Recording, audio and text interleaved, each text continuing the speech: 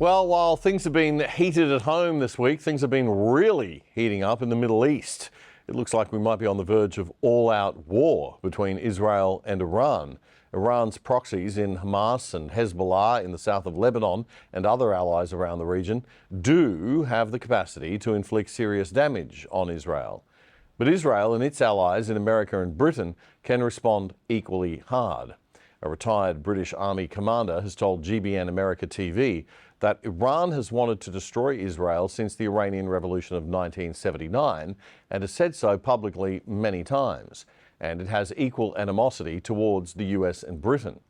Iran's attack on Israel last weekend, in which it launched nearly 350 attack drones and missiles against Israel, was in retaliation for an Israeli airstrike on Iran's embassy compound in Syria that killed a top Iranian Revolutionary Guard Corps IRGC general and others on April the 1st. Well, Colonel Richard Kemp told GB News America that that attack by Israel on that diplomatic compound was justifiable. Although many people have said that this was illegal, this is a war crime, etc., the reality is it was perfectly lawful and legitimate act of self-defense by Israel, because these generals, IRGC generals, were planning and orchestrating, funding, arming Iranian proxies in Lebanon, Hezbollah particularly, and in Syria. And Hezbollah and Lebanon have been carrying out attacks every single day virtually, sometimes in great scale, at Israel around the border area from Lebanon. And of course, Israel has a right to not just to retaliate directly by carrying out military attacks against Hezbollah in Lebanon, but against those people that are orchestrating it. Colonel Kemp says it doesn't matter whether the site hit by Israel in Damascus was a diplomatic consulate or embassy or not. He says as soon as a country starts using a protected diplomatic building as a war headquarters, it then loses its protection as a diplomatic space.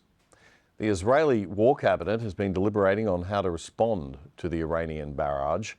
Colonel Kemp says Israel could beat Iran in a war because it is significantly militarily stronger, but he doesn't think an all-out war is likely.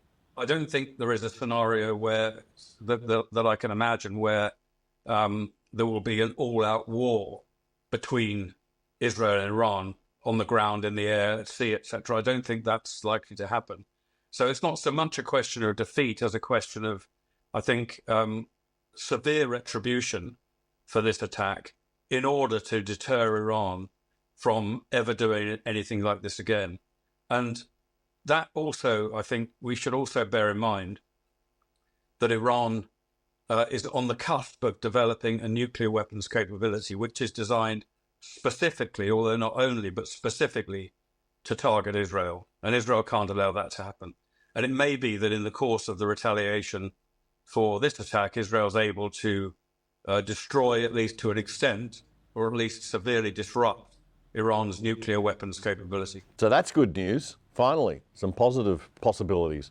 This could give Israel and our allies in the US and the UK the justification they need to go in and strike at Iran's nuclear weapons capability before they have the ability to actually build any. That was Colonel Richard Kemp speaking to GBN America's Stephen Edgington earlier this week.